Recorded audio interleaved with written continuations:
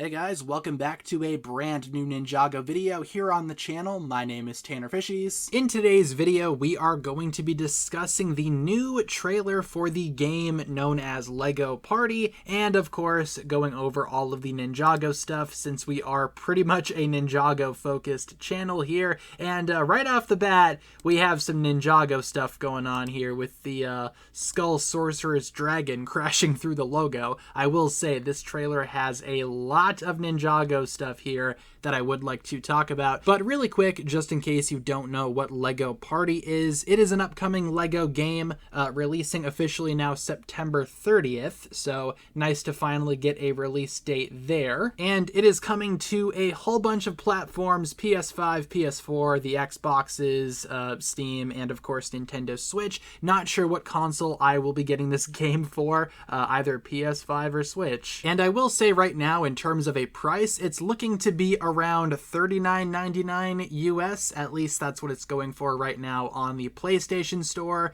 If you wish to, of course, pre-order the game, which you totally could. Not sure if I will. You do get a couple of bonuses though, as seen at the end of the new trailer for the game. Apparently these minifigures specifically are pre-order bonuses, so I guess do with that information what you will. My goal for today's video though is to again go over this trailer and talk about all the Ninjago stuff that's here, because there is quite a bit of Ninjago stuff here, including the aforementioned, of course, Skull Sorcerer's Dragon. But as you can see, we have the Crystal King's Temple back there. Nice Ninjago gong right there, I imagine. There is an entire, new level for Ninjago as well. But first, let's talk about the character customizer, because like a lot of other LEGO games, the customizer is coming back, and as you can see here in the crowd, we have just a lot of Ninjago stuff just right off the bat. I see one of the core snakes, I see Lloyd, I see Akita,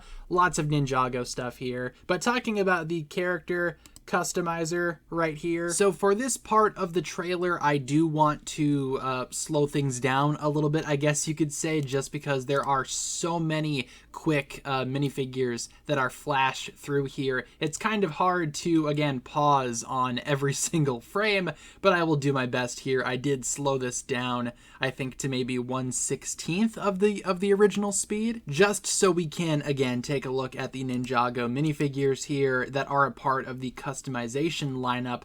So first things first, I will say there are a lot of Ninjago minifigures here, and I do believe you can customize these figures. I think it's like LEGO Brawls, where you can swap parts around. So if you see a part on a minifigure that is Ninjago related, I believe that means the whole minifigure that, that specific part belongs to is in this customizer thing. Could be wrong about that though, but obviously we have Golden Ninja Lloyd over here from Ninjago Legacy. That is the first one. There are indeed a lot of Ninjago Legacy minifigures that are a part of this lineup here. Going through a little bit more, we have a lot of other, of course, LEGO characters from other themes. Here we have Casual Cole, or I believe that's called Urban Cole, from Ninjago Legacy as well. Nice to see that figure. Nice to see that design make a return. Here we have the Nia Samurai X from Ninjago Crystallized. Excellent design. Happy that that one made it into the lineup here. You can see Wildfire's hair, and I believe that is Nia's casual torso. I think, at least it's a very similar jacket. Could be wrong in saying that though, but that is definitely Wildfire's hair from Dragons Rising Season 1 more specifically, so it seems like Wildfire is a part of this selection. Here we have Jordana from Dragons Rising Season 2 in her Wolf Clan attire. Maybe we will also get Cinder, who's to say. Nice to have Jordana though.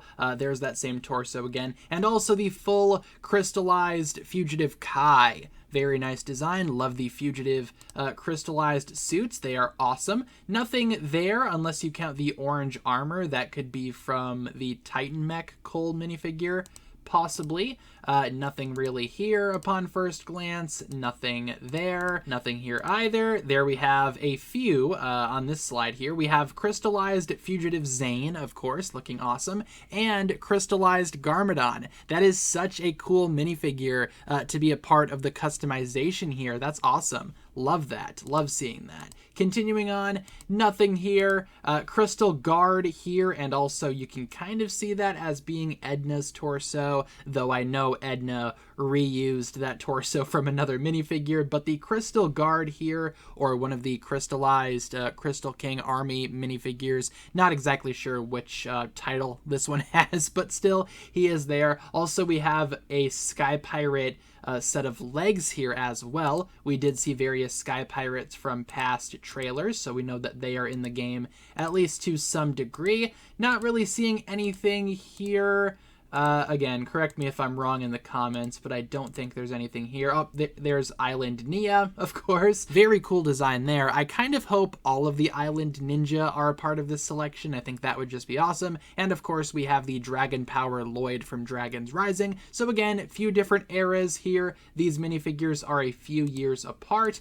Just goes to show that this game is just kind of including everything. Well, not everything, but most things Ninjago related. Fugitive J, torso over here from Crystallized, kind of seems like Crystallized, at least the Fugitive outfits, will have a big presence in this game. Makes sense, I suppose. Continuing on, nothing really here. That is Racer 7 or Blazy from the Ninjago City Gardens set. I think that's the one that she was in. That is a Ninjago minifigure, though, just in case you were not aware. She looks like she could be from the Ninjago movie, but I can't say for certain. Continuing on there, nothing really there. Nothing really here. A Nindroid from Ninjago Legacy. Nice to see Nindroids, though I wish it was one of the original Nindroids from 2014 from the rebooted sets, but it's all good. And that same possible Nia torso again. They keep on reusing that one. Next up here we have Pixel. Nice to see her. She looks pretty good. Glad to know that she's in the game, at least to some degree. Next up here we have this weird head. I believe that's from one of the Prime Empire red visors. Here we have Master Wu from Ninjago Core. So far we've seen a mix of Island, Crystallized, Legacy, Ninjago Core. Like I said, lots of Ninjago representation. Speaking of Ninjago Core, there is a Core Snake.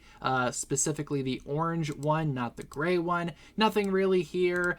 Clutch Powers, of course, from Ninjago Season 11, and of course from other things. Clutch Powers is not a Ninjago original character. I'm sure a lot of you guys know that. Continuing on, nothing here, nothing here, nothing. Oh, never mind. We got a few things here. Look at that. Fugitive Lloyd, Fugitive J, and Empress Beatrix from Dragons Rising. Interesting that Fugitive J has the wrong color of hood here. The actual minifigure uses dark blue on the base hood and then normal blue for the headband. I do prefer this look, though. I'm not sure why in the show as well as in the minifigure it's dark blue instead of the normal blue. This looks so much better. But again, a lot of cool stuff here coming from all different eras. Nothing there, nothing here.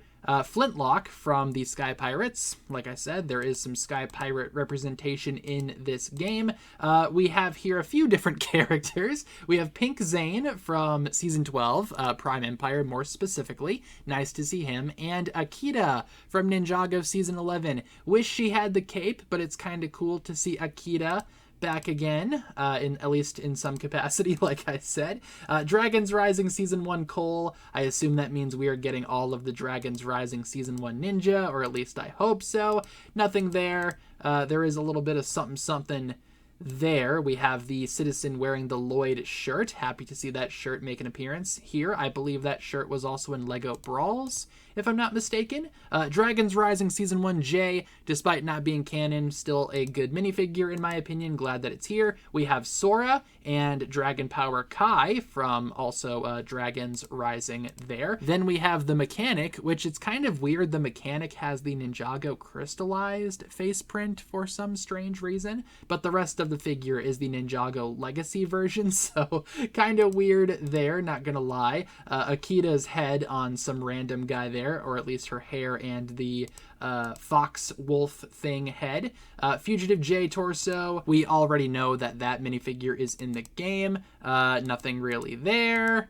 And finally, we have Harumi from Ninjago Crystallized. So nice to see Harumi in the game. Overall, lots of good Ninjago representation, at least in the character customizer. Very, very cool. Moving on from that, one of the very first things that's shown is the Ninjago World, or whatever they're calling it here, which is very much, like the name suggests, Ninjago inspired. And I love how Ninjago is kind of like the central focus of this trailer right here. It almost seems like they are very much trying to get Ninjago fans on board with this game. Of course, we have the Monastery, Master Wu front and center there, Core Master Wu, along with the Possession Ninja, which in my opinion is kind of a weird choice considering that none of these figures are currently on the market, but I do hope these Possession Ninja are a part of the customizer and they are not just for the Ninjago World. But speaking of the Ninjago World, we talked about this more so when we covered the last trailer, but there are a lot of game modes here, it seems, or just maps in general that have different challenges in them. Of course, we have the bounty back there, like I said, Crystal King / Oni Temple over there, and we have Garmadon here as well, so I wonder if Garmadon is going to be like one of the bosses of one of the stages, maybe one of the challenges. It's hard to say.